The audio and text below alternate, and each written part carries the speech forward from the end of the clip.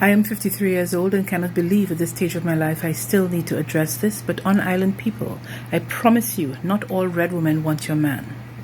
I shall explain. Now, for off-island people, a red woman or man is a biracial person, usually black and white, that presents with lighter skin.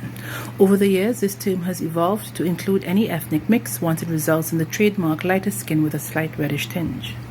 Now, red women have a reputation of being crazy, of being hot like a pepper seed, of thinking we're better than everyone else, of being unfaithful in relationships, and, like the Laja Bless, just destroying defenseless men at whim. Now, these comments have never bothered me because, one, it's a generalization, and two, those characteristics do not apply to me or any of my red friends, all of whom are stable, self-assured, financially independent, faithful women who are not, as some would suggest, plotting the global downfall of all heterosexual relationships. Anyway, I was in the mall and I saw a man I worked with years ago. Let's call him Horace. Now, Horace was never interested in me. I have never been interested in him. We were amicable colleagues, but I haven't seen him for ages. So it's like, hey, so long may I see you. I say you still abroad. How's things? How's the dog? How's the cat? How's the goldfish? General pleasantries. Suddenly, out of nowhere, like a psychotic horse galloping towards a burning building, up runs his woman, and she positions herself directly between the two of us, giving me an up-down look of complete contempt, and then says to him, but still looking at me, "Who the truck is she?" I took a step back because if things were going to get physical, I'd need arm space to rev up enough torque. I then looked at her calmly and said, "She is the cat's mother." I then looked at Horace and, pointing at her, said, "Does this belong to you?" Which in retrospect was somewhat inflammatory because she revved up with, "I am his fiancée. We are getting married." I know what fiancé means. I don't understand why it's relevant or your aggression. I don't like the way you're talking to my man. Talking how? I'm not touching him. You're not even close. I looked at Horace. What is happening? At this point, Horace has a very pained expression on his face, which I fully understood because this situation has already given me a headache in my foot.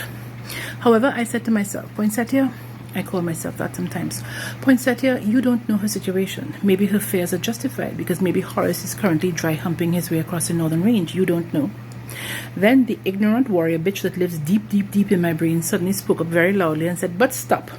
So because her husband-to-be is pelting waste across Port of Spain and environs, that means you had to get loud up? No. Just because he's flinging dick like confetti, that has nothing to do with you.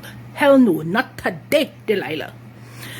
Meanwhile, Howling Harriet is like, "Just because you're red, you think you can walk up to any man you want and just try to inveigle him?" I said, stop. No. You need to grab reality and hold on tight, okay? I don't want your man. I never did. And why are you throwing your fledgling relationship in my face like it's some sort of badge of honor? Come and talk when, like me, you hit the 20-year mark in your marriage, all right? Your relationship is so new, it's still in the cellophane wrapper with the price tag on it. Stop this, Stop this. You're bringing down women.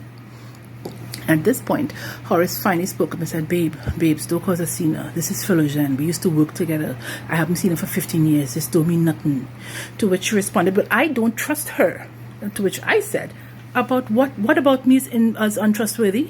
You know what? What is so sad is women like you spend all this time and effort guarding the front door of your relationship and you don't realize your garage door, back door, and all your windows open. All right? You are currently biting up at somebody that is not a threat." I then turned to Horace and said, "Here what? Let's make it another 15 years before we do this again, okay?" I then turned back to her and said, "Good luck in your marriage. I'm guessing you'll need it." And then I stalked away quickly before Horace or his ignorant heifer could say anything else. On island people, what I want to know, and I am genuinely asking, at what point does the red woman threat end? Is it going to be that I'm going to be 80 years old and putting my teeth in a cup at night and still have to hear complaints about, "Oh, you're trying to gum my husband"? When does it end? I can understand if I was young, fresh-faced, and nimble, but I'm older now and no longer flaunting a hotboard around our twin island republic. When does it end? What the cadamant? Anyway, one thing High-Strung Harriet did highlight was her raging insecurity, which brings up another point. Beautiful people, I hope each and every one of you, yes, you beloved, knows that you are a one-of-a-kind, priceless work of art, okay? Even if there's somebody out there that looks like you, they are not you, which means you have immeasurable, irreplaceable value. Keep that knowledge as an umbrella over all your days, okay? Stay blessed and beautiful. Please and thanks.